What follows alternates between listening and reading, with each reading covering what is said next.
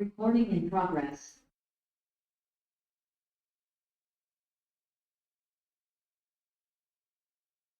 So guys, ఎవరైతే degree join అవుతున్నారో Osmania university కింద 2 ఆగస్ట్ లాస్ట్ డేట్ అంట.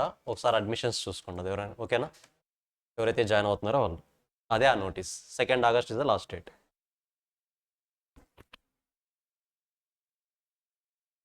సో వాయిస్ క్లియరా? Okay.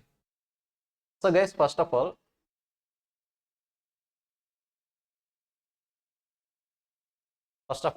How many of you here are exclusively CA? అంటే exclusive CA course join అయిన వాళ్ళు? సాయి కిరణ్, ఓకే. ఆన్లైన్లో ఇంకెవరున్నారు? ఒకసారి టెక్స్ట్ చేయండి. ఆన్లైన్లో ఒకసారి జస్ట్ టెక్స్ట్ చేయండి. ఒకసారి టెక్స్ట్ చేయండి.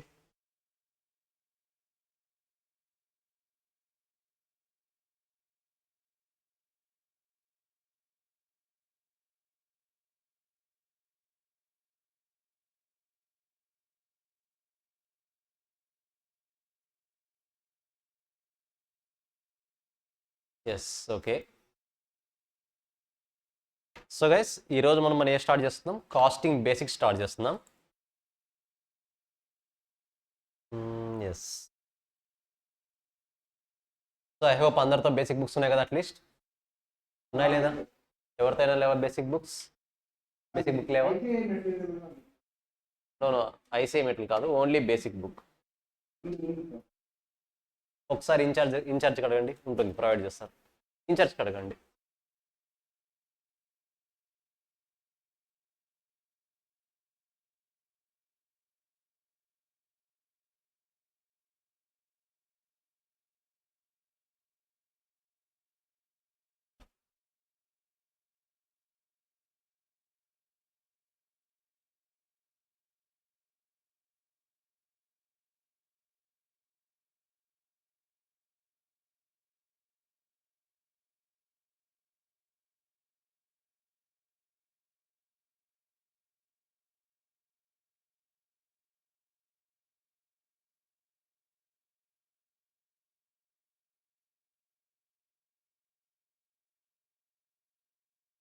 సో ఇంకా రావాల్సిన వాళ్ళు ఉన్నారు అయితే.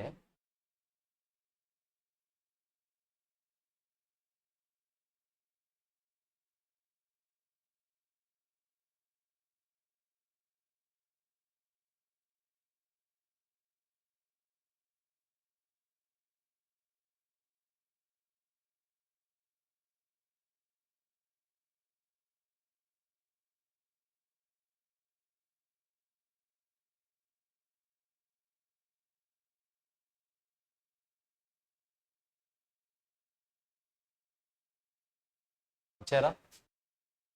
చేస్తామన్నారా?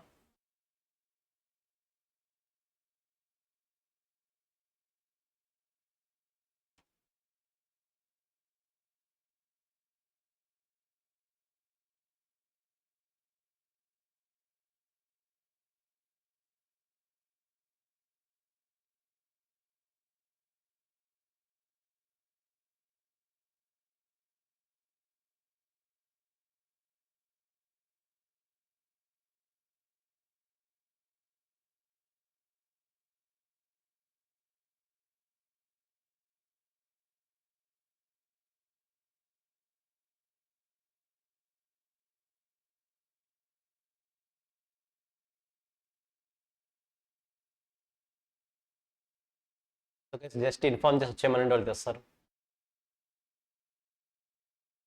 మణికంఠ వాళ్ళని రమ్మని చెప్పేసి, ఇన్ఛార్జీలు తెచ్చేస్తాను, రమ్మని చెప్పేసి.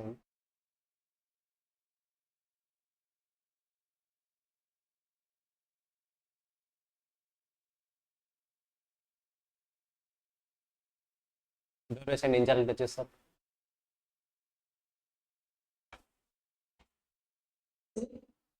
ఎస్, నార్మల్ కాస్టింగ్ బేసిక్స్ ఉంటుంది. ఐ థింక్ మీకు ఆల్రెడీ ఇచ్చాను కదా.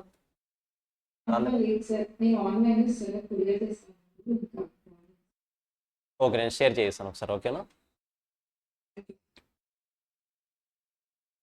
సరే గైస్, ఫస్ట్ ఆఫ్ ఆల్ మీకు ఇంటర్మీడియట్లో ఉన్న పేపర్స్లో one of the paper costing, ఓకేనా?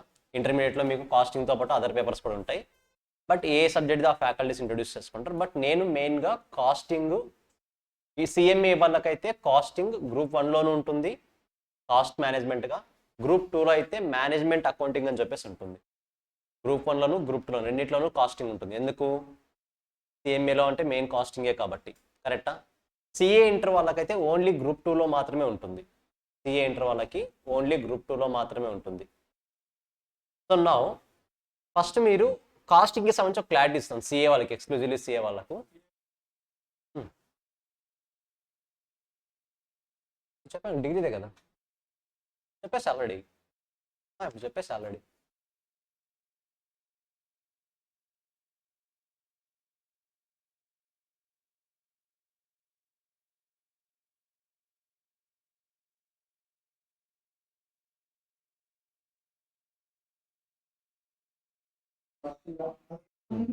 సరే. సో గైస్, మాధవ్ మ్యూట్ చేయండి మీరు. సరే, సిఏ వాళ్ళకి నార్మల్గా గ్రూప్ 1లో కాస్టింగ్ ఉండదు, గ్రూప్ 2లో ఉంటుంది. మీకు ఓన్లీ 3 పేపర్సే కాబట్టి 3 పేపర్స్ కోచింగ్ జరుగుతుంది. అలాంగ్ విత్ 3 పేపర్స్ కాస్టింగ్ కూడా జరుగుతుంది. మీరు ఒకవేళ కాస్టింగ్ కాన్ఫిడెన్స్గా ఉంటే, సిఏ వాళ్ళకి చెప్తున్నా, మీరు కనుక కాస్టింగ్ కాన్ఫిడెన్స్గా ఉంటే నెక్స్ట్ అటెంప్ట్లోనే గ్రూప్ 1తో పాటు కాస్టింగ్ కూడా అటెంప్ట్ ఇచ్చేసేయండి. ఓకేనా? జస్ట్ ట్రై చేయండి, అది ఎగ్జామ్షన్ వస్తుందా లేదా సెకండరీ. బట్ నన్ను అడిగితే మాత్రం కాస్టింగ్కి ఎగ్జామ్షన్కి కాస్టింగ్ బాగా స్కోప్ ఉన్న పేపర్. చెప్పాను కదా, కొంతమందికి ఇది అర్థమైతే దీనంత ఈజీ టాపిక్ ఏది లేదు, లాజిక్స్ అర్థం కాకపోతే మాత్రం దీనంత కన్ఫ్యూజన్ టాపిక్ కూడా ఏది లేదు. కాబట్టి మనం క్లాస్లో ప్రతిదీ కూడా త్రూ లాజిక్సే వెళ్తాము. కాస్త డిలే అయినా పర్లేదు, కాస్త మీరు ఇబ్బంది పడినా పర్లేదు, డైలీ ఒక 1 అవర్ ఎక్స్ట్రా స్పెండ్ చేసినా పర్లేదు, త్రూ లాజిక్స్ వెళ్ళడానికి ట్రై చేయండి. షార్ట్ కట్స్ని గుర్తుపెట్టుకోవడం 2 minutes వర్క్. బట్ ఆ షార్ట్ కట్స్ బ్యాక్ సైడ్ ఏముందో లాజిక్ ఏదైతే ఉందో దాన్ని అర్థం చేసుకోవాలంటే చాలా హార్డ్ వర్క్ చేయాలి. సో ఈవెన్ దో కష్టమైనా సరే work on hard work, logic మీద వర్క్ చేయండి. ఓకేనా? అంతేగాని అటు ఎనీ కాస్ట్ షార్ట్ కట్స్ గుర్తుపెట్టుకొని సర్వే అవుదాం అనుకుంటే షార్ట్ కట్స్ అనేది కొన్ని రోజులు మాత్రమే పాసిబుల్ అవుతుంది. ఫర్దర్గా మీరు లాంగ్ లైఫ్ చూసుకున్నప్పుడు యూజ్ ఉండదు. ఓకేనా? ఇప్పుడు కాస్టింగ్ బేసిక్స్ వింటున్నారు, ఎగ్జామ్ ఎప్పుడు రాస్తారు కదా? Almost 6 months gap, 5-6 months gap. మరి 5-6 months వరకు షార్ట్ కట్ గుర్తుంటుందా? ఛాన్సే లేదు. లాజిక్ అయితే గుర్తుంటుంది. దాన్ని ఎలా ఫ్రీక్వెంట్గా రివైజ్ చేయాలో కూడా నేను ఇన్ఫార్మ్ చేస్తాను మీకు. మనకు నార్మల్గా 24/7 రూల్ ఉంటుంది ఒకటి. 24/7 రూల్ ఏంటి? 24/7 రూల్ అంటే ఈరోజు మీరు విన్న టాపిక్ వితిన్ 24 అవర్స్లో ఒకసారి రివిజన్ చేయాలి. ఇప్పుడు మీరు విన్న టాపిక్ వితిన్ 24 అవర్స్లో ఒకసారి రివిజన్ చేయాలి. ఏ టైంలో చేస్తారో, టైం ఎలా అడ్జస్ట్ చేసుకుంటారో మీ మీద డిపెండ్ అయి ఉంటుంది. మరి సేమ్ టాపిక్ వితిన్ 7 daysలో రివైజ్ చేయాలి. సో దట్ మనకు స్ట్రాంగ్ బేస్ క్రియేట్ అవుతుంది ఆ సబ్జెక్ట్ మీద. కాస్త ఇబ్బంది అయినా పర్లేదు, you have to follow this rules. ఈ 7 days ఒకవేళ పాసిబుల్ కాకపోయినా అట్లీస్ట్ 24 అవర్స్లో రివిజన్ చేయాలన్న పాయింట్ అయినా హైలైట్ చేయాలి. మీరు ఖచ్చితంగా ఫాలో అవ్వాలి. ఒకసారి ఒక 1 week ఫాలో అయ్యి చూడండి, రిజల్ట్ మీకే తెలుస్తుంది ఎలా ఉంటుంది అనేది. ఓకేనా? ఒక 1 week ఫాలో అయ్యి చూడండి, ఒక 1 week మొత్తం వదిలేసి చూడండి. ఆ 2 weeksని కంపేర్ చేసుకోండి, ఏది బెటర్ వే మీకు అనిపిస్తుందో అది ఫాలో అవ్వండి. ఓకేనా? సరే, కాస్టింగ్. సో గైస్, సింపుల్గా మన లైఫ్లో కాస్టింగ్ అనేది ఇంపార్టెంటా కాదా, కాస్ట్ అనేది ఇంపార్టెంటా కాదా? ఫస్ట్ నాకు ఒక ఎగ్జాంపుల్ చెప్పండి. లెట్స్ సే ఒక మొబైల్ ఫోన్ తీసుకున్నాం.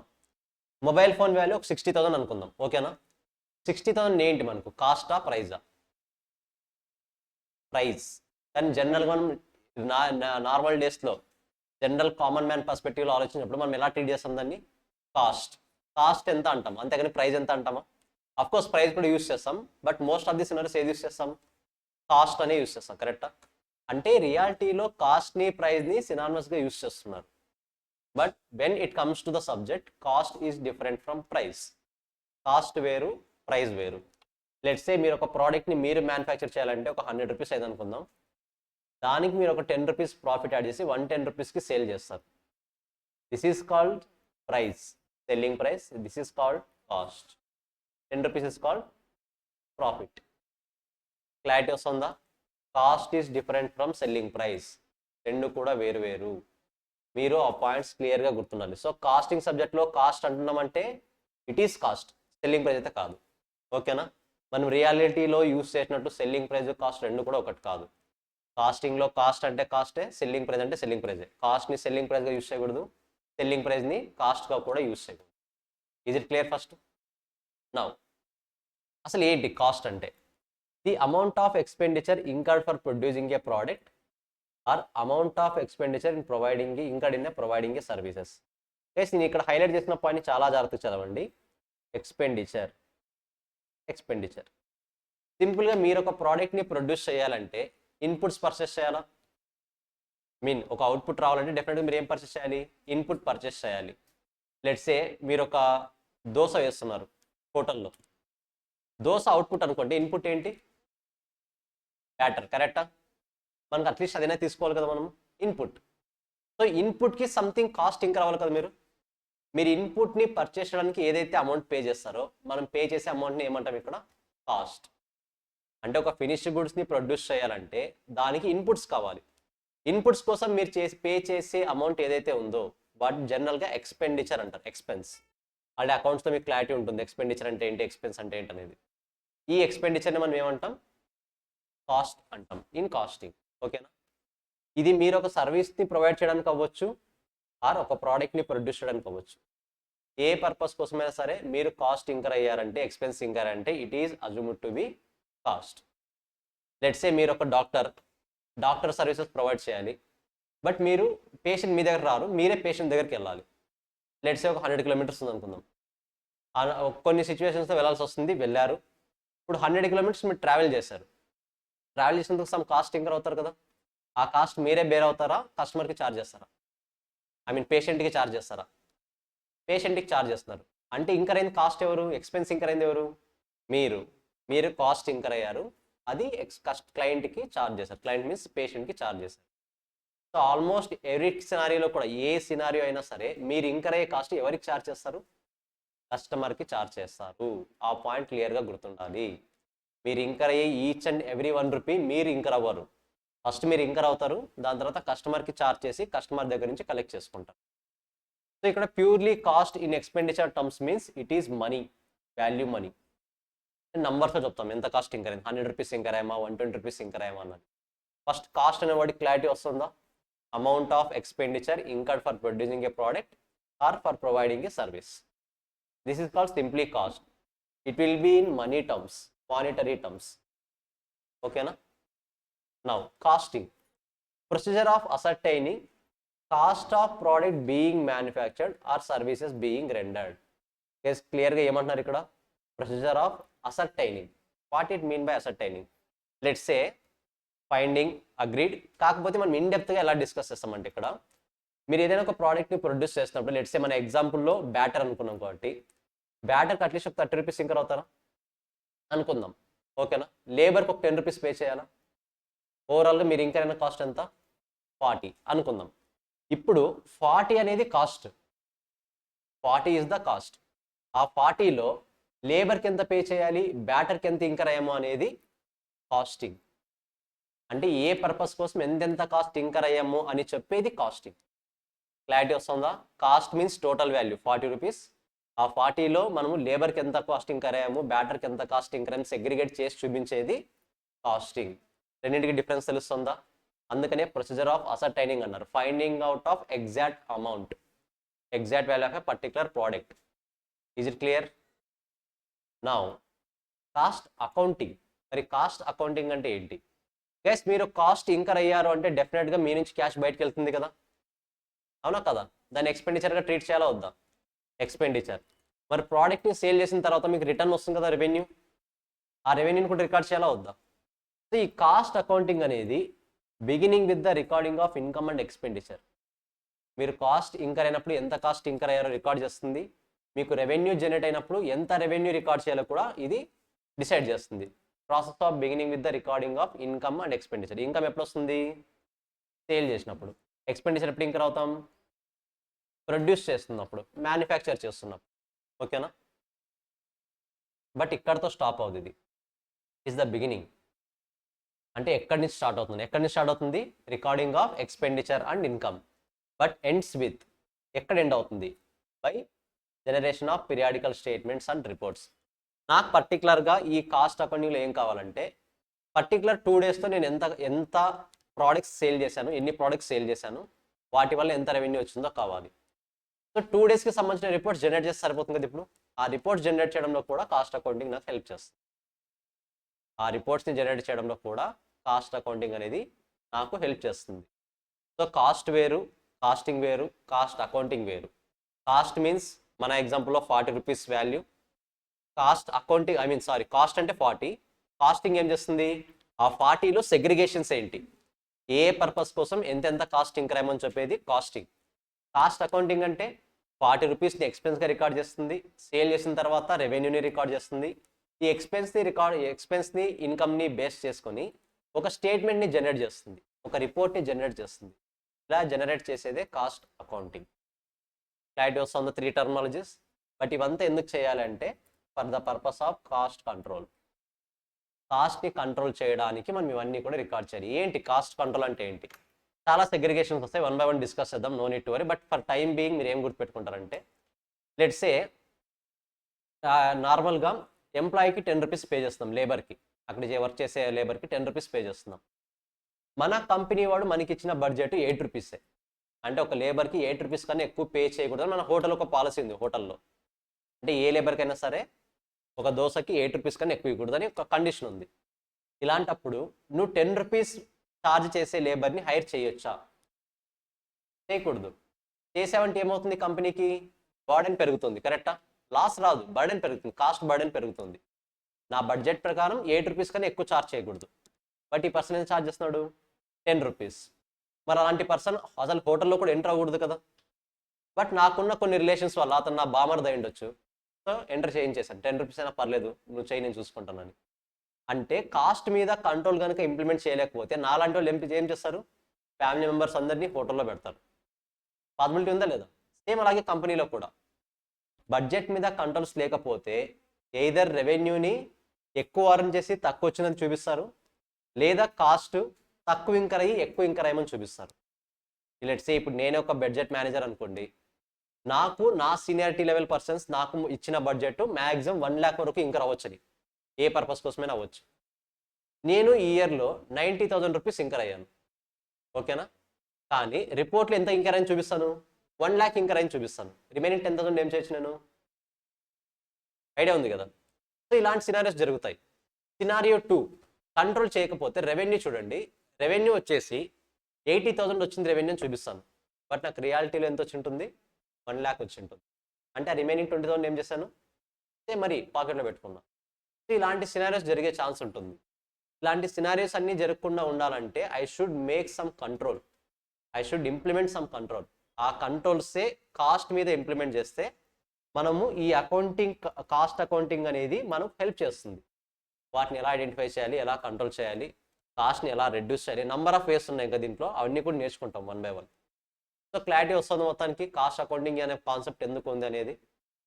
ఫస్ట్ టర్మినాలజీ కాస్ట్, తర్వాత కాస్టింగ్, తర్వాత కాస్ట్ అకౌంటింగ్. కాస్ట్ అంటే ఏంటి, మానిటరీ టర్మ్, వాల్యూ, ఓకేనా. మన ఎగ్జాంపుల్లో 40.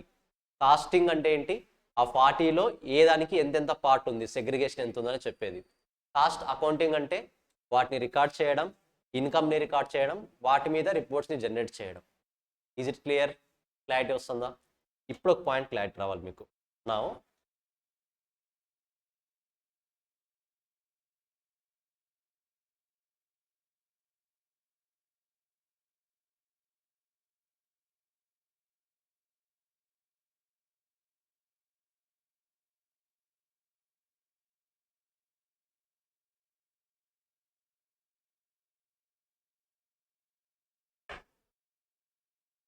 ఎస్ లెట్స్ సే నేను లేబర్కి 10 రూపీస్ పే చేశాను కదా, అదేంటి నాకు గైస్. కాస్టింగ్ అంటే ఫస్ట్ గుర్తుపెట్టుకోండి, we are the management, we are not customer, ఓకేనా. మనం ఆల్వేస్ థింక్ చేయాల్సింది కాస్టింగ్లో ఎక్కడ యువర్ పాయింట్ ఆఫ్ వ్యూలో థింక్ చేయాలి, ఆల్వేస్ మేనేజ్మెంట్ పాయింట్ ఆఫ్ వ్యూని థింక్ చేయాలి. We are the managers, we are the manufacturers, we are the company. ఎప్పుడు కంపెనీ పాయింట్ ఆఫ్ వ్యూలోనే థింక్ చేయాలి, ఓకేనా. ఇప్పుడు నేను లేబర్కి పే చేస్తున్న 10 రూపీస్ అనేది నాకు ఏమవుతుంది, కాస్ట్, ఎక్స్పెన్స్, రైట్, ఎక్స్పెన్స్. ఇప్పుడు నేను నార్మల్గా ఎక్స్పెన్స్ని P&L అకౌంట్లో, ప్రాఫిట్ అండ్ లాస్ అకౌంట్లో ఎక్స్పెన్స్గా చూపిస్తాను కదా, ఎంత, లెట్స్ సే 10 రూపీస్గా చూపిస్తాను. P&L స్టేట్మెంట్ ఎక్కడ ఉంటుంది మనకు, కాస్టింగ్లోనా అకౌంట్స్లోనా? అకౌంట్స్. అంటే అకౌంట్స్లో ఆల్రెడీ నువ్వు 10 రూపీస్గా రికార్డ్ చేస్తావు, కరెక్టా. దెన్ అగైన్ కాస్టింగ్లో రికార్డ్ చేయడం ఎందుకు? Is the biggest question mark. నువ్వు అకౌంట్స్లో ప్రిపేర్ చేయడానికి ఒక పర్సన్ని హైర్ చేసావు, ఆ పర్సన్కి శాలరీ పే చేస్తున్నావు అకౌంటెంట్గా, కరెక్టా? బట్ మరి సేమ్ కాన్సెప్ట్ నువ్వు కాస్ట్లో రికార్డ్ చేస్తున్నావు, ఇక్కడ ఒక పర్సన్ని హైర్ చేసావు, ఈ పర్సన్కి కూడా పే చేస్తున్నావు. మేనేజ్మెంట్ పాయింట్ ఆఫ్ వ్యూలో ఒకే వర్క్ని ఇద్దరు చేస్తున్న ఫీలింగ్ రావట్లేదా మీకు? కానీ కానీ చేయాలి. ఎందుకు అంటే మనకు అకౌంట్స్కి కాస్టింగ్కి కొన్ని డిఫరెన్సెస్ ఉన్నాయి. ఆ డిఫరెన్స్ అనేది ఫస్ట్ మనం క్లియర్గా తెలుసుకోవాలి. లెట్స్ సే అకౌంట్స్ ఏం చెప్తుంది అంటే P&L అకౌంట్ అవ్వచ్చు ఆర్ బ్యాలెన్స్ షీట్ అవ్వచ్చు. డెఫినెట్గా నువ్వు ఇయర్కి ప్రిపేర్ చేస్తావు, 1 ఇయర్ ఎంటైర్ ఇయర్కి ప్రిపేర్ చేస్తావు, కరెక్టా? బట్ కాస్టింగ్లో మీరు ప్రిపేర్ చేసే రిపోర్ట్స్ అన్నది మీ ఇష్టం వచ్చినట్టు ప్రిపేర్ చేసుకోవచ్చు. It is customized. మీకు పర్టికులర్గా లెట్స్ సే ABC మీరు 3 ప్రోడక్ట్స్ ప్రొడ్యూస్ చేస్తున్నారు. మీరు ఇప్పుడు ఈ కంపెనీకి సంబంధించి ఫినాన్షియల్ స్టేట్మెంట్ ఓపెన్ చేస్తే కంబైన్డ్గా 3 ప్రోడక్ట్స్కి ప్రాఫిట్ ఎంత వచ్చింది, లాస్ ఎంత వచ్చింది, బ్యాలెన్స్ షీట్లో అసెట్స్ ఎంత ఉన్నాయి, లయబిలిటీస్ ఎంత ఉన్నాయి, కంబైన్డ్గా కంపెనీకి వస్తుంది, ఓవరాల్ కంపెనీకి వస్తుంది. బట్ నాకు కావాల్సింది ఏంటి? పర్టికులర్గా ప్రోడక్ట్ బికి ఎంత వచ్చిందో కావాలి, పర్టికులర్గా ప్రోడక్ట్ సికి ఎంత వచ్చిందో కావాలి, పర్టికులర్గా ప్రోడక్ట్ ఏకి ఎంత వచ్చిందో ప్రాఫిట్ కావాలి. అలాంటప్పుడు అకౌంట్స్ అనేది వర్క్ అవ్వదు. అకౌంట్స్లో మనకు వచ్చేది కంప్లీట్ కంపెనీ డీటెయిల్స్, అది కూడా ప్రోడక్ట్ వైజ్ సెగ్రిగేషన్ ఎక్కడ ఉండదు. ఎక్కడైనా చూసారా product A P&L account, product B P&L account, product C P&L account అని ఎక్కడ కనపడదు మీకు. కానీ మనకు కాస్టింగ్లో ఏ ప్రోడక్ట్కి కావాలో ఆ ప్రోడక్ట్కి సంబంధించి రిపోర్ట్స్ అనేది జనరేట్ చేయొచ్చు. మనం ప్రోడక్ట్ ఏకి ఎంత కాస్ట్ ఇంకర్ అయ్యాము, ప్రోడక్ట్ బికి ఎంత కాస్ట్ ఇంకర్ అయ్యాము, ప్రోడక్ట్ సికి ఎంత కాస్ట్ ఇంకర్ అయ్యాము, ప్రతిదీ కూడా క్లియర్ కట్గా డీటెయిల్స్ వస్తాయి. మనం వాటి పర్పస్ కోసమే కాస్ట్ షీట్ అనే కాన్సెప్ట్ నేర్చుకుంటాం. కాస్ట్ షీట్ మీరు ప్రోడక్ట్కి కావాలంటే ప్రోడక్ట్కి ప్రిపేర్ చేయొచ్చు. మీరు అకౌంట్స్లో 1 ఇయర్కి ప్రిపేర్ చేస్తారు, కరెక్టా? కాస్టింగ్లో అవసరమైతే 1 డే కూడా ప్రిపేర్ చేయొచ్చు స్టేట్మెంట్ని. పర్టికులర్గా ఈరోజు ఏ కాస్ట్ ఇంకర్ అయ్యాను, ఏ రెవెన్యూ వచ్చింది, నేను కాస్ట్ షీట్లో పాసిబుల్ అవుతుందా కదా, అంటే కాస్టింగ్లో పాసిబుల్ అవుతుంది. పర్టికులర్గా 3 మంత్స్కి డేటా కావాలి, పర్టికులర్గా 4 మంత్స్ డేటా కావాలి, పర్టికులర్గా స్పెసిఫిక్ డేట్ నుంచి స్పెసిఫిక్ డేట్ వరకు డేటా కావాలి, ఈ బిట్వీన్ ద గ్యాప్ డేటా కావాలి. ఇదంతా కూడా ఓన్లీ కాస్టింగ్లోనే పాసిబుల్ అవుతుంది. క్లారిటీ వస్తుందా? మీరు కాస్టింగ్లో యూస్ చేసే ప్రతి పర్పస్ కూడా 99.99% of the cases for internal purpose, అంటే ఇంటర్నల్ డిసిషన్ మేకింగ్ కోసం యూస్ చేస్తాం costing. But balance sheet, P&L account, accounts related అన్నీ కూడా ఎక్స్టర్నల్ పర్పస్ కోసం.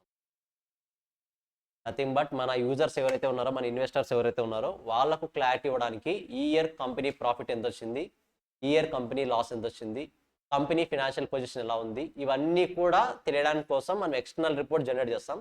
All these external reports are related to accounts. Those are called published accounts.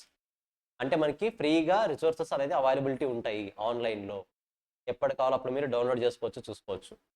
But మీరు కాస్టింగ్లో produce చేసే ఏ report కూడా, కాస్టింగ్లో generate చేసే ఏ report కూడా మీకు పబ్లిక్గా అవైలబిలిటీ ఉండదు. ఎక్కడ కూడా పబ్లిక్ అవైలబిలిటీ ఉండదు. ఖచ్చితంగా ఏం చేయాలి, కంపెనీలు ఇంటర్నల్గా పర్పస్ కోసం మాత్రమే యూస్ చేస్తారు ఇవి. బట్ కొన్ని కంపెనీస్ బయట పెడతాయి, అవి కూడా మనం కావాలంటే కంపెనీ వెబ్సైట్లో వెళ్ళి సెర్చ్ చేసుకోవచ్చు, ప్రాబ్లం లేదు. బట్ ఇన్ జనరల్గా అయితే బయట అంత ఈజీగా దొరకవు.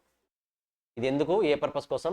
ఇంటర్నల్ డిసిషన్ కోసం తీసుకునేది, ఓకేనా? పర్టికులర్గా ప్రోడక్ట్ ఏ, ప్రోడక్ట్ బి, ప్రోడక్ట్ సి ఉంది, నాకు ప్రోడక్ట్ బి ప్రాఫిట్స్ రావట్లేదని చెప్పేసి ప్రోడక్ట్ బిని డ్రాప్ చేద్దాం అనుకున్నా, అంటే ప్రోడక్ట్ బిని ఇక్కడతో ప్రొడ్యూస్ చేయడం స్టాప్ చేద్దాం అనుకున్నా.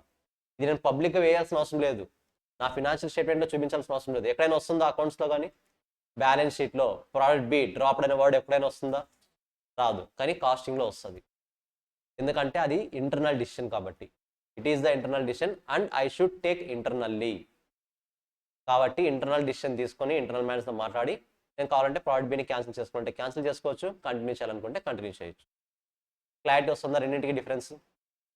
మోర్ ఓవర్ P&L అకౌంట్లో కాస్టింగ్లో ఆపర్చునిటీ కాస్ట్ అనే ఒక కాన్సెప్ట్ ఉంటుంది. ఇది కూడా కాస్టే, కానీ ఎక్కడ కూడా మనకు అకౌంట్స్లో కనిపించదు, P&L అకౌంట్లో కనిపించదు, క్యాష్ ఫ్లో స్టేట్మెంట్స్లో కనిపించదు, బ్యాలెన్స్ షీట్లో కూడా కనిపించదు. ఎక్కడైనా కనిపించిందా P&L ఆపర్చునిటీ కాస్ట్ అని? ఎక్కడా కూడా కనిపించదు. It is purely internal purpose point of వ్యూతో డిజైన్ చేసిన కాన్సెప్ట్. నేర్చుకుంటాం ఆపర్చునిటీ కాస్ట్ ఏంటి అవన్నీ కూడా నేర్చుకుంటాం ఇప్పుడు, ఓకేనా? సో కొన్ని డిఫరెన్సెస్ మరి వస్తూ వాటి మధ్య డిఫరెన్స్, అకౌంట్స్కి కాస్టింగ్ మధ్య ఉన్న డిఫరెన్స్ ఇంకా 1 by 1 యాడ్ అవుతూ ఉంటాయి, తెలుసుకుంటూనే ఉందాం. జస్ట్ ఒకసారి చదవండి. First 3 sentences, 3 definitions important for theory questions. Keep it in mind.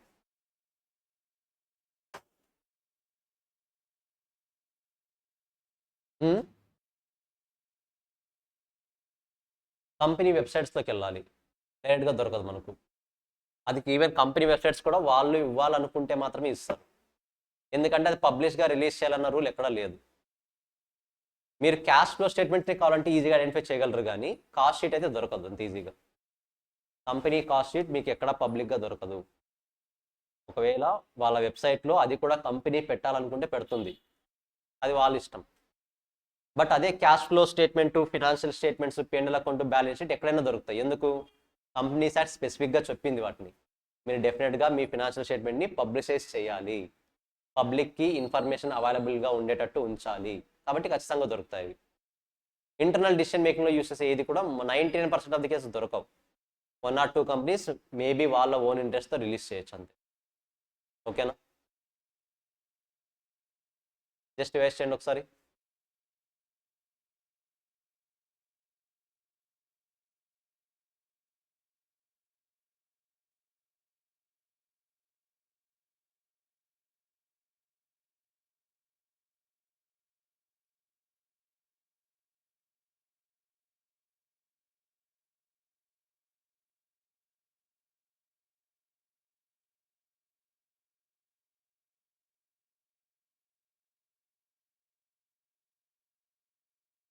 So next ఒకసారి చూడండి, సింపుల్ పాయింట్సే.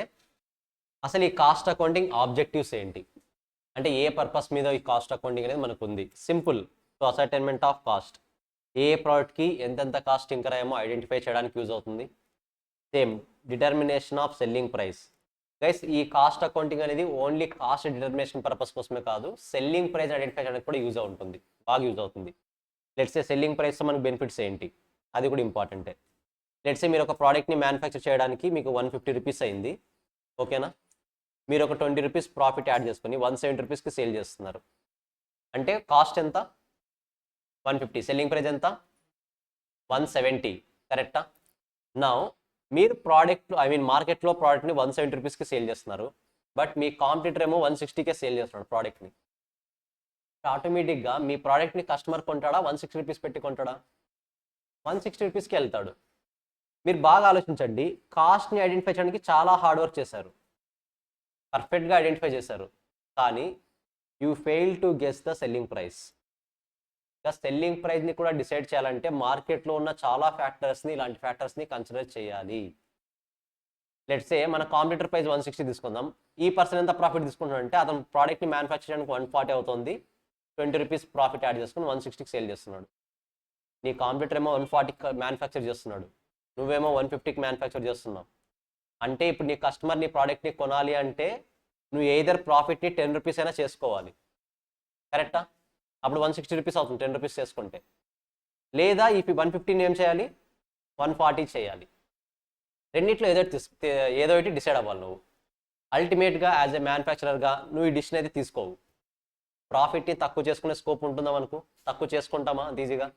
చేసుకోము. So you should work on this 150 rupees. 150 రూపీస్ని 140 రూపీస్గా ఎలా కన్వర్ట్ చేయాలి కాస్ట్ అకౌంటింగ్ నేర్పిస్తుంది. ఆ కాస్ట్ని ఎలా రెడ్యూస్ చేసుకోవాలనేది కాస్ట్ అకౌంటింగ్ నేర్పిస్తుంది. Is it clear? మనకి కొన్ని కాన్సెప్ట్స్ ఉంటాయి, అఫ్కోర్స్ ఇది చాలాసార్లు రిపీట్ చేస్తాను, బట్ ఇంకోసారి రిపీట్ చేస్తున్నాను. జనరల్గా ఇప్పుడు నాకు మ్యానుఫ్యాక్చర్ చేయడానికి 200 రూపీస్ కాస్ట్ అయింది అనుకోండి, నార్మల్గా ఎంతకు సేల్ చేయాలి నేను? At least greater than or equal to 200 rupees, right? నేను ప్రొడ్యూస్ చేయడానికి 200 రూపీస్ అయింది అంటే ఖచ్చితంగా నేను ఇంకరైనా కాస్ట్ 200 రూపీస్. నేను బిజినెస్లో సర్వైవ్ అవ్వాలి అంటే డెఫినెట్గా ఏం చేయాలి? Greater than or equal to 200 rupees sale చేయాలి, అట్లీస్ట్ 200 కైనా సేల్ చేయాలి, ఆర్ 200 కన్నా ఎక్కువ సేల్ చేయాలి. బట్ కొన్ని మనకి కాన్సెప్ట్స్ ఎలా ఉంటాయంటే, టెక్నిక్స్ ఎలా నేర్పిస్తాయంటే, నేను 150 రూపీస్కే సేల్ చేస్తాను, 150కి సేల్ చేస్తే నార్మల్గా ఏం వస్తుంది నాకు? లాస్ వస్తుంది, కానీ ప్రాఫిట్స్తో సేల్ చేస్తాను. ఎలా సేల్ చేయాలని టెక్నిక్స్ కూడా నేర్పిస్తుంది. ఆ టెక్నిక్స్ కూడా ఇక్కడ మనం నేర్చుకుంటాం. అందుకనే రియాలిటీలో మీరు సక్సెస్ అవుతారా లేదా అనేది సెకండరీ పక్కన పెడితే, ఇక్కడ కాస్టింగ్లో నేర్చుకునే టెక్నిక్స్ రియాలిటీ బిజినెస్లో మీరు బాగా యూజ్ చేయొచ్చు, ఓకేనా? అది కూడా వస్తుంది, మార్జినల్ కాస్టింగ్లోనే వస్తుంది, మనం మార్జినల్ కాస్టింగ్ కాన్సెప్ట్లోనే వస్తుంది, అక్కడ నేర్చుకుందాం అది. Is it clear? ఇలాంటి టెక్నిక్స్ అన్నీ కూడా కాస్టింగ్లో నేర్చుకుంటాం. సో ఇది కాస్ట్ని ఐడెంటిఫై చేయడమే కాదు, సెల్లింగ్ ప్రైస్ని కూడా డిటర్మైన్ చేయడంలో హెల్ప్ చేస్తుంది. At the same time cost control, cost reduction almost similar టర్మ్సే, బట్ ఎగ్జాక్ట్లీ నాట్ సేమ్. సింపుల్గా చెప్పాలంటే ఇప్పుడు చెప్పాం కదా, నా బడ్జెట్ 1 lakh అయితే వితిన్ 1 lakh నేను బడ్జెట్ని కంప్లీట్ చేయాలి, కరెక్టా? 1 lakh కన్నా ఎక్కువ ఇంకర్ అవుతున్నాను అంటే డెఫినెట్గా పర్టికులర్ డిపార్ట్మెంట్ని పనిష్ చేయాల్సిన అవసరం ఉంటుంది. పనిష్మెంట్ ఉంది అంటే ఆటోమేటిక్గా అందరూ జాగ్రత్తగా వర్క్ చేస్తారా, వేస్టేజ్ ఎక్కువ చేస్తారా? జాగ్రత్తగానే వర్క్ చేస్తారు, కరెక్టా? సో ఆ కంట్రోల్స్ కోసము అల్టిమేట్గా కాస్ట్ కంట్రోల్, కాస్ట్ రిడక్షన్ అనే టాపిక్ని ఇంప్లిమెంట్ చేశారు. అవి కూడా నేర్చుకుంటాం 1 by 1, but as of now just తెలుసుకోండి అంతే. ఫర్ టైమ్ బీయింగ్ జస్ట్ ఏ పర్పస్ కోసం యూస్ చేస్తామో తెలుసుకోండి. ఫర్దర్గా మనకు థియరీ స్టార్ట్ అయిన తర్వాత కాస్ట్ కంట్రోల్ అంటే ఏంటి, కాస్ట్ రిడక్షన్ అంటే ఏంటి ఎగ్జాక్ట్ వస్తాయి. Assignment of profit of each activity. Plus కాస్టింగ్లో చాలా గుర్తుపెట్టుకోండి, చాలా బాగా గుర్తుపెట్టుకోండి. ఏ యాక్టివిటీ అయినా సరే ప్రాఫిట్ లేకుండా యాక్టివిటీ చేయకూడదు. మీరు ప్రాఫిట్ ఉంది అంటే మాత్రమే యాక్టివిటీ చేయడానికి ప్రొసీడ్ అవ్వాలి, అదర్వైజ్ ఆ యాక్టివిటీ చేయడానికి ప్రొసీడ్ అవ్వకూడదు. లెట్స్ సే మీరు ఒక పర్టికులర్గా ఏదైనా ఒక వర్క్ చేస్తే మీరు 100 రూపీస్ కాస్ట్ ఇంకర్ అవుతారు. మీరు 100 రూపీస్ కాస్ట్ ఇంకర్ అవడం వల్ల మీకు వచ్చే రెవెన్యూ 80 రూపీసే. మరి యాక్టివిటీ చేయాలా వద్దా? మీరు యాక్టివిటీ చేస్తే మీరు ఇంకర్ అయ్యే కాస్ట్ 100 రూపీస్. మీరు యాక్టివిటీ చేసిన తర్వాత మీకు దాని నుంచి మీకు వచ్చే రిటర్న్ ఓన్లీ 80 రూపీస్. చేస్తారా, చేయరా? సింపుల్గా మీ ఫ్రెండ్, అరే ఇక్కడ నుంచి గుంటూరుకి వెళ్ళి 500 రూపీస్ టికెట్, నా ఫ్రెండ్ ఒక పర్సన్ 300 రూపీస్ ఇవ్వాలి, అది తీసుకొని రా అన్నాడు. వెళ్తారా? ఎందుకు వెళ్ళరు? నీకు వచ్చే బెనిఫిట్ కన్నా కాస్ట్ ఎక్కువ ఉంది. మరి అలాంటి యాక్టివిటీ చేయాలా వద్దా? చేయకూడదు. సో కాస్టింగ్లో ఏది చేసినా సరే ప్రాఫిట్ ఆఫ్ ఈచ్ యాక్టివిటీ ఉందా లేదా చెక్ చేసుకునే చేయాలి, అదర్వైజ్ మనం మూవ్ ఆన్ అవ్వకూడదు. Is it clear? Next, assisting management in decision making. Most important. Costing మొత్తం మీద దీని మీద డిపెండ్ అవుతుంది, కాస్టింగ్ అంతా కూడా decision making. So decision making purpose కోసమే కాస్టింగ్ ఉంది. అకౌంట్స్ అనేది డిసిషన్ మేకింగ్ పర్పస్ కోసం కాదు, ఎండ్ రిజల్ట్స్ని అనలైజ్ చేయడానికి. బట్ కాస్టింగ్ మొత్తం కూడా డిసిషన్ మేకింగే. కాస్టింగ్లో ఏ చాప్టర్ తీసుకున్నా సరే, మీరు ఏ పాయింట్ ఆఫ్ వ్యూ తీసుకున్నా, ఏ కాన్సెప్ట్ తీసుకున్నా ప్యూర్లీ డిసిషన్ మేకింగ్ కోసం మాత్రమే యూస్ చేస్తాం. ఏ పర్పస్ కోసం కూడా యూస్ చేయం. పర్టికులర్ ప్రోడక్ట్ని కంటిన్యూ చేయాలా, డ్రాప్ చేయాలా, పర్టికులర్ మిషన్ని కొనాలా వద్దా, పర్టికులర్ ప్రాజెక్ట్ని యాక్సెప్ట్ చేయాలా వద్దా, మనం నెక్స్ట్ ఇయర్ సర్వే అవుతామా అవ్వమా, ఫ్యూచర్లో సేల్ చేయాలా వద్దా, అడ్వర్టైజ్మెంట్ కాస్ట్ ఇంకా అవ్వాలా వద్దా, అన్ని ఇలాంటి డిసిషన్సే ఉంటాయి. ఎస్ఆర్ నో డిసిషన్సే ఉంటాయి. సో కాస్టింగ్ మొత్తం కూడా ఈ డిసిషన్స్ మీదే ఎక్కువ వర్క్ చేస్తుంది. Is it clear? జస్ట్ ఒకసారి చదవండి. Of course theory point of view ఇంపార్టెంటే, బట్ మరి ఫర్దర్గా ఇంకొకసారి వింటారు మీరు. For time being just introduction కాబట్టి జస్ట్ తెలుసుకోండి చాలు.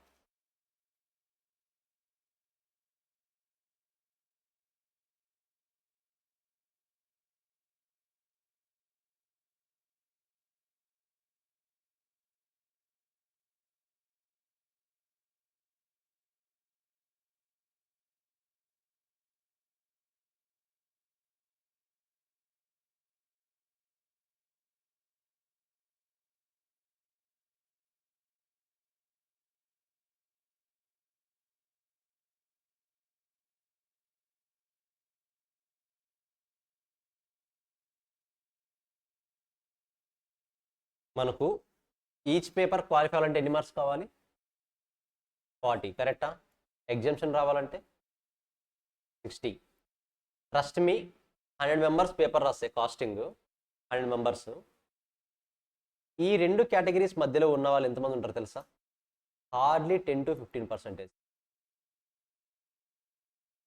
అంటే 40 to 60 కేటగిరీలో ఉన్న వాళ్ళు హార్డ్లీ 10 to 15% ఉంటారు. దాని మీనింగ్ ఏంటి? ఎయిదర్ వాళ్ళకు కాస్టింగ్ ఈజీ అయితే 60 కన్నా ఎక్కువ వస్తాయి, అర్థం కాలేదు అంటే 60 కన్నా తక్కువ వస్తాయి. నేను ప్రతిసారి రిపోర్ట్స్ అబ్జర్వ్ చేసి చెప్తున్నా, దిస్ ఈజ్ ద ఫ్యాక్ట్. వీళ్ళు కాస్టింగ్ నేర్చుకుంటారు బట్ లాజిక్స్ తెలియదు, వీళ్ళు కాస్టింగ్ విత్ లాజిక్స్ నేర్చుకుంటారు, వీళ్ళు కొన్ని షార్ట్ కట్స్ కొన్ని లాజిక్స్. ఆ కేటగిరీ తక్కువే ఉంటారు ఎప్పటికీ. ఎయిదర్ నేర్చుకుంటే కంప్లీట్ కాన్సెప్ట్ నేర్చుకోండి కాస్టింగ్ పాయింట్ ఆఫ్ వ్యూలో. ట్రస్ట్ మీ, చాలా బ్రైట్ ఫ్యూచర్ని చూపిస్తుంది దారి ఇది. కాస్టింగ్ కాన్సెప్ట్ అనేది మీరు ఈ ఫీల్డ్లో ఉంటారా లేదా సెకండరీ. ఎక్కడికి వెళ్ళినా డబ్బులు సంబంధించి మనం సర్వే అవుతాం కదా. మీరు ఏ ఫీల్డ్లో ఉన్నా సరే ఫినాన్షియల్ ఫ్యాక్టర్స్ ఆర్ మ్యాండేటరీ. మీరు ఈవెన్ కూలీ పని చేసినా సరే, ఫార్మర్గా చేసినా సరే, ఏ వర్క్ చేసినా సరే వరల్డ్లో అల్టిమేట్గా ప్రతిదీ కూడా ఫినాన్షియల్ మ్యాటర్తోనే కనెక్టెడ్ ఉంటుంది, కరెక్టా? అలాంటి ఫినాన్షియల్ మ్యాటర్స్ సంబంధించి బేసిక్ టర్మినాలజీ చాలా క్లియర్గా నేర్పిస్తుంది casting.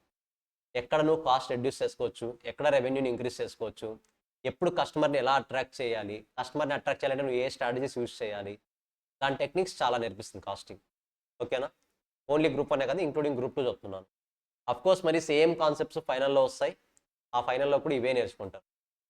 So CA కాస్టింగ్కి CMA కాస్టింగ్కి difference ఏమైనా ఉందా, అది కూడా క్లారిటీ ఇస్తాను మీకు.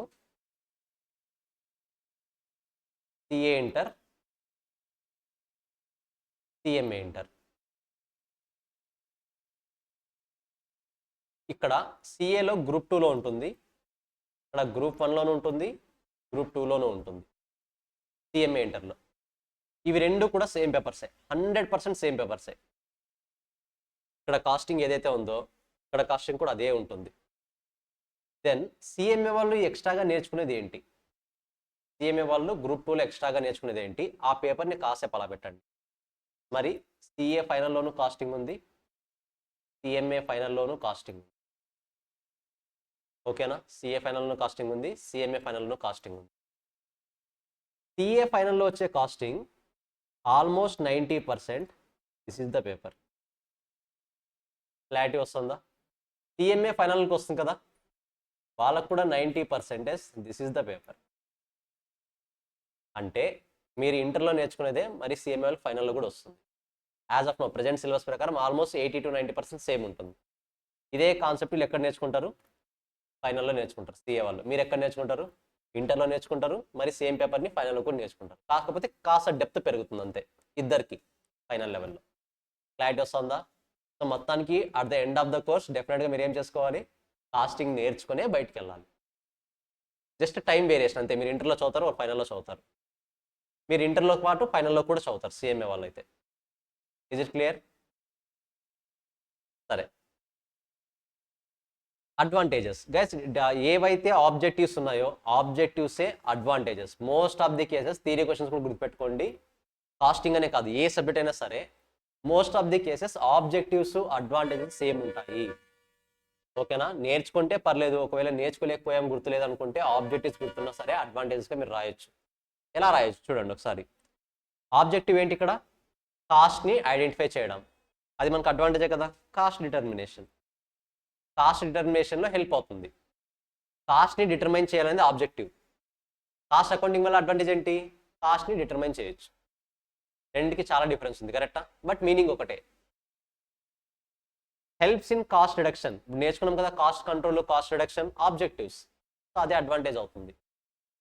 Product profitability analysis, nothing but ఇంతకుముందు మీరు ఏ యాక్టివిటీ చేసినా సరే ప్రాఫిటబిలిటీ ఉంటేనే మూవ్ ఆన్ అవ్వండి, అదర్వైజ్ మూవ్ ఆన్ అవ్వకూడదని నేర్చుకున్నాం కదా, ఇక్కడ కూడా అంతే. ప్రోడక్ట్ ప్రాఫిటబిలిటీ అనాలిసిస్, మీరు పర్టికులర్ ప్రోడక్ట్ని ప్రొడ్యూస్ చేయడం ద్వారా ప్రాఫిట్ వస్తుందా లేదా అని అనలైజ్ చేస్తుంది. It is also an advantage. Determination of selling price వచ్చిందా ఇంతకుముందు, సేమ్ కాన్సెప్ట్. సెల్లింగ్ ప్రైస్ని డిటర్మైన్ చేయడంలో కూడా ఇది యూజ్ అవుతుంది. Cost control and variance analysis, cost control అవ్వచ్చు గైస్. వేరియన్స్ అనాలిసిస్ అనేది మీకు సపరేట్ టాపిక్, స్టాండర్డ్ కాస్టింగ్ అనే నేమ్తో వస్తుంది. అక్కడ వేరియన్స్ అనాలిసిస్ అంటే ఏంటనేది అక్కడ నేర్చుకుందాం. ఓకేనా? ఫ్యూచర్ని బేస్ చేసుకుని ఉంటుంది అది. So as of now objectives as well as advantage రెండు కూడా ఆల్మోస్ట్ సిమిలర్. జస్ట్ ఒకసారి వేస్ట్ చేసేయండి.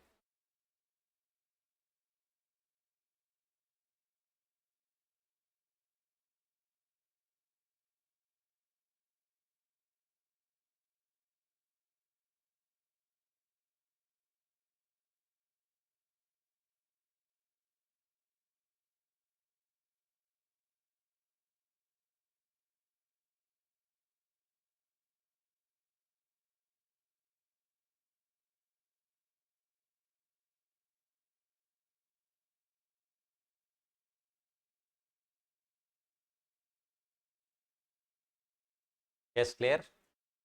Limitations, what is mean by limitations? Disadvantages, కరెక్టా? ఏముంటుంది, ఇట్ ఈస్ ఎక్స్పెన్సివ్. సో సింపుల్గా చెప్పాలంటే మీరు కాస్టింగ్లో మీరు ఇంకర్ అయ్యే ప్రతి ఎక్స్పెన్స్ని రికార్డ్ చేయాలంటే నాట్ అన్ ఈజీ టాస్క్. చిన్న చిన్న ప్రోడక్ట్స్ అయితే రికార్డ్ చేస్తారు. లెట్స్ సే రిలయన్స్ ఉంది, రిలయన్స్ది ఆల్మోస్ట్ ఒక 3000 to 4000 ప్రోడక్ట్స్ ఉన్నాయి. ఏ ప్రోడక్ట్ మీద ఎక్కడెక్కడ ఎంతెంత అమౌంట్ ఇంకర్ అవుతున్నారు అని ఐడెంటిఫై చేయడం అంత ఈజీనా? కాదు. So more over time taking as well as very expensive. మీరు ప్రతి ఒక్క ప్రోడక్ట్ని, ఈచ్ అండ్ ఎవ్రీ ప్రోడక్ట్ని కేర్ఫుల్గా అబ్జర్వ్ చేయాలంటే డెఫినెట్గా హెవీ కాస్ట్ ఇంకర్ అవ్వాల్సి వస్తుంది మనం. Expensive, it is very expensive. Requirement of reconciliation, what is mean by reconciliation? మీరు ఫౌండేషన్ ఇది చదివారా బీఆర్ఎస్? బ్యాంక్ రికన్సిలియేషన్ స్టేట్మెంట్ ఇంటర్లో కూడా వచ్చి ఉంటుంది కదా, +2లో.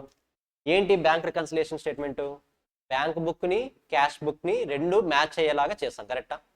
ఇక్కడ కూడా సేమ్, మీరు కాస్టింగ్లోనే ఎక్స్పెన్స్గా రికార్డ్ చేస్తారు, అకౌంట్స్లోనే ఎక్స్పెన్స్గా రికార్డ్ చేస్తారు, కానీ డ్యూ టు సమ్ ఇష్యూస్ రెండు కూడా డిఫరెంట్ ప్రాఫిట్స్ వస్తాయి. ఎందుకు వస్తాయి అలాంటి కేసు అంటే, సింపుల్ ఎగ్జాంపుల్ ఒకటి చెప్తాను. ఇప్పుడు అకౌంట్స్లో నేను క్రెడిట్ సేల్స్ చేశాను. యాజ్ ఎ మేనేజర్గా, మేనేజ్మెంట్ పాయింట్ ఆఫ్ వ్యూ ఆలోచించండి. క్రెడిట్ సేల్స్ చేశాను, నాకు మనీ ఆఫ్టర్ 2 months వస్తుంది. నేను క్రెడిట్ సేల్ చేసింది లెట్స్ సే మార్చ్లో అనుకుందాం. మార్చ్ 21st రోజున సేల్ చేశాను, డేట్ 21. ఇప్పుడు నాకు అమౌంట్ ఎప్పుడు వస్తుంది? అది నేను సేల్ చేసిన అమౌంట్ ఎప్పుడు వస్తుంది? 2 months, nothing but April May 21st రోజున వస్తుంది నాకు. ఇప్పుడు అకౌంట్స్లో 31st మార్చ్ ఇయర్ ఎండింగ్ వస్తుంది కదా. ఇప్పుడు 31st మార్చ్ రోజున ఈ రోజు జరిగిన ట్రాన్సాక్షన్, అంటే 21st మార్చ్ రోజున జరిగిన ట్రాన్సాక్షన్ లెట్స్ సే 1 lakh అనుకుందాం. అది 1 lakh సేల్ జరిగినట్టు చూపించాలా, చూపించకూడదు? 31st మార్చ్ రోజున సేల్ జరిగిందని చూపించాలా, సేల్ జరగలేదని చూపించాలా? ఎందుకు? వై? సేల్ జరిగిందని చూపించాలంటే ఎందుకు చూపించాలి? జరగకూడదు అని చూపించాలంటే ఎందుకు చూపించకూడదు? వై? తెలీదా? ఫౌండేషన్లో వచ్చి ఉంటుంది డెఫినెట్గా. Fundamentals of accounting principles. అకౌంట్స్లో మనము ఫాలో అయ్యేది అక్రూయల్ కాన్సెప్ట్. అక్రూయల్ కాన్సెప్ట్ ఏం చెప్తుంది? నీ డబ్బులు వచ్చినా రాకపోయినా నువ్వు సేల్ జరిగింది అంటే రిగార్డ్లెస్ ఆఫ్ క్యాష్ రిసీట్ దాన్ని సేల్ రెవెన్యూగా చూపించు. అవునా కాదా? ట్రాన్సాక్షన్ని బేస్ చేసుకొని రికార్డ్ చేస్తామా, క్యాష్ని బేస్ చేసుకొని రికార్డ్ చేస్తామా? ట్రాన్సాక్షన్, కరెక్టా? ఇది అకౌంట్స్లో ఫాలో అయ్యేది.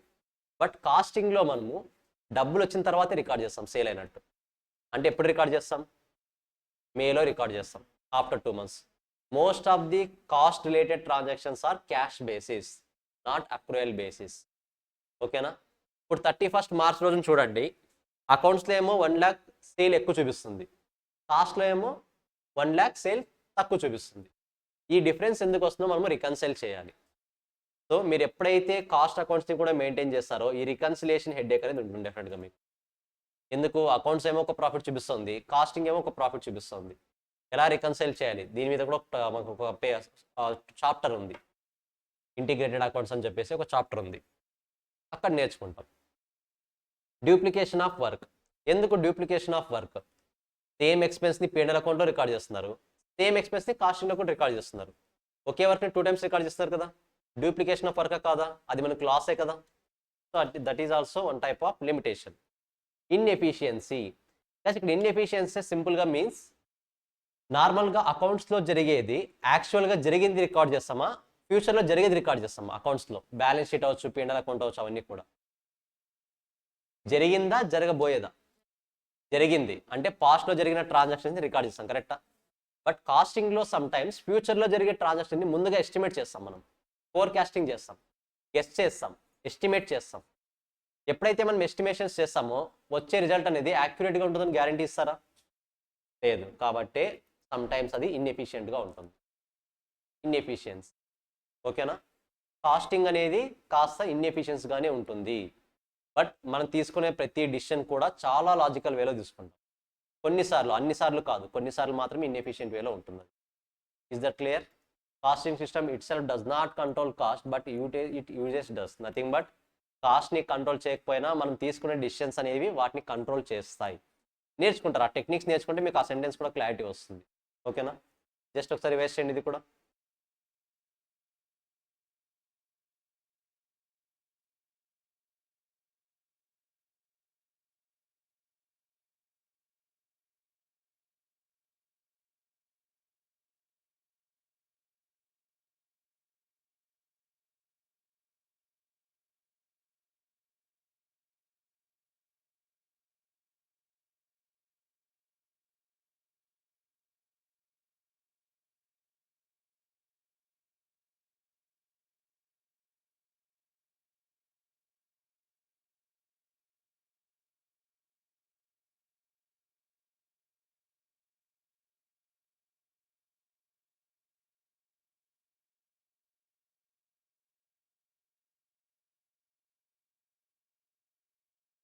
ఏది ఎక్స్పెన్సివ్.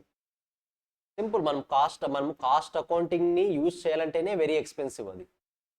మీరు లెట్స్ సే మీరు ఒక పర్టికులర్ సాఫ్ట్వేర్ని తీసుకోవాలి, రియాలిటీలో పర్టికులర్ సాఫ్ట్వేర్ని పర్చేస్ చేయాలి. ఆ సాఫ్ట్వేర్ని పర్చేస్ చేయడము ఎక్స్పెన్సివే, దాన్ని మెయింటైన్ చేయడం కూడా ఎక్స్పెన్సివే.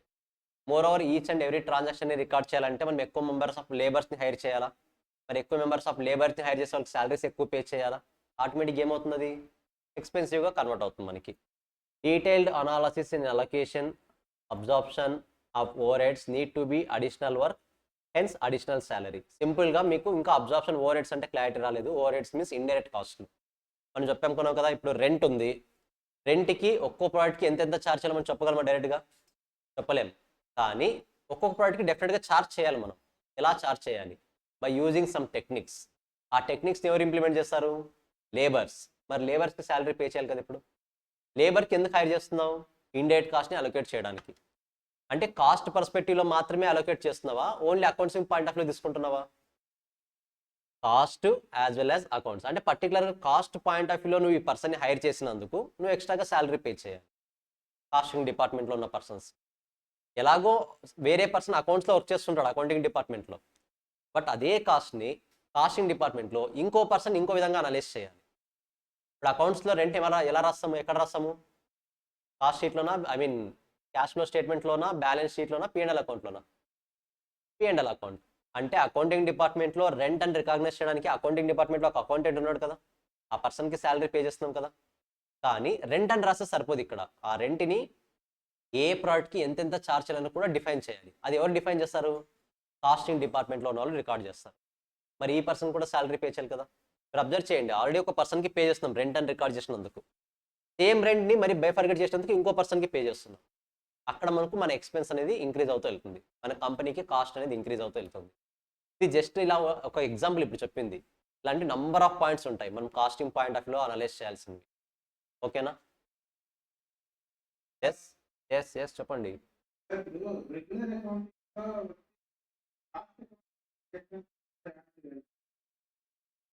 రెండు డిఫరెంట్ అసలు రెండింటిని కంపేర్ చేయకూడదు మనం.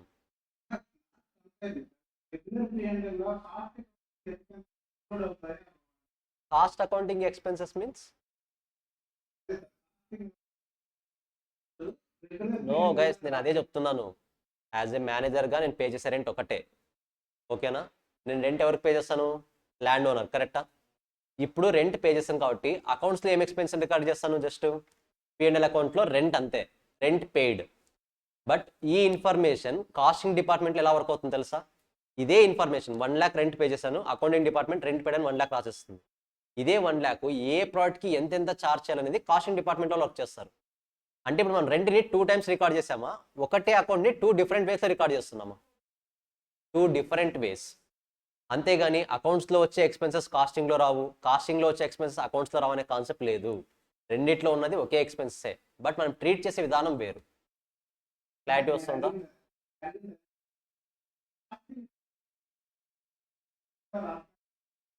రాస్తాము ఖచ్చితంగా, అది కూడా ఒక డిపార్ట్మెంటే కదా.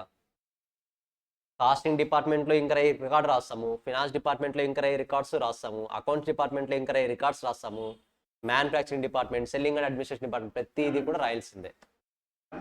ప్రతి ఒక్క రూపీకి మనము కౌంటింగ్ చూపించాల్సిందే, ఎస్కేప్ అవడానికి స్కోప్ లేదు. ఓకేనా?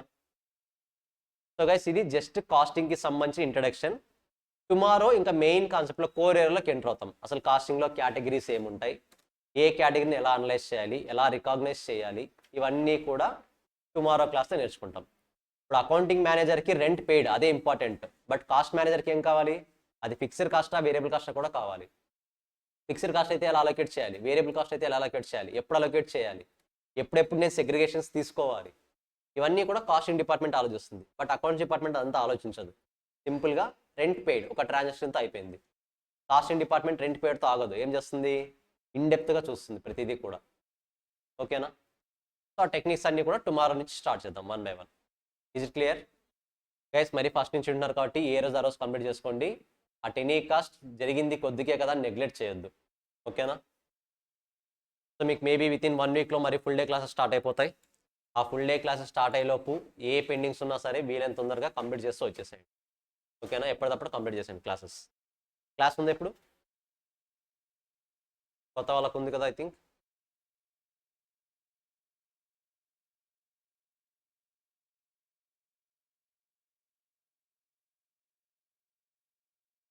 Three 4:30 PK sir class.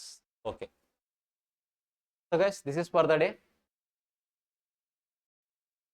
Guys వినాలనుకుంటే వినొచ్చు, తప్పేం లేదు. ఓకేనా? మీరు మళ్ళీ వినాలనుకుంటే వినండి, no problem. So next class meet అవుదాం. బాయ్.